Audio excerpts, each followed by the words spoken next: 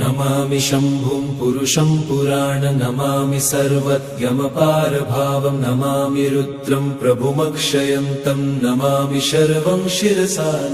नमामि देवं परमव्ययम् उमापतिं लोकगुरुं नमामि दारिद्र्यविदारणं नमामि रोगापहरणं नमामि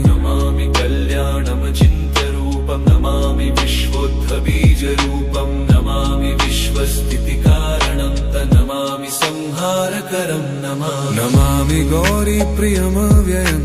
नमामि नित्यं क्षरमक्षरं तं नमामि चिद्रूपममेयभावं त्रिलोचनं तं शिरसा नमामि कारुण्यकरं भवस्य भयङ्करं वापि सदा नमामि दातारं दीप्सितान नमामि सोमेशमुमेशमादमामि वेदत्रयलोचनं तं नमामि मूर्तित्रयवर्जितं तं नमामि पुण्यं सदसद्व्यातितं नमामि तं पापहरं नमामि विश्वस्य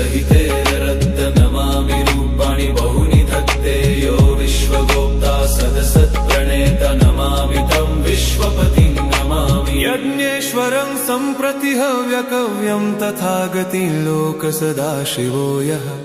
आराधितो यश्च ददाति सर्वा नमामि दानप्रियमिष्टदेवं नमामि सोमेश्वरं स्वतन्त्रम् उमापतिं तं विजयं नमामि विघ्नेश्वरनन्दिनाथं पुत्रप्रियं तं शिरसा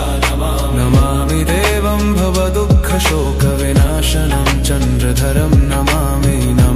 गङ्गाधरमीशमीड्यमुमाधदं देववरं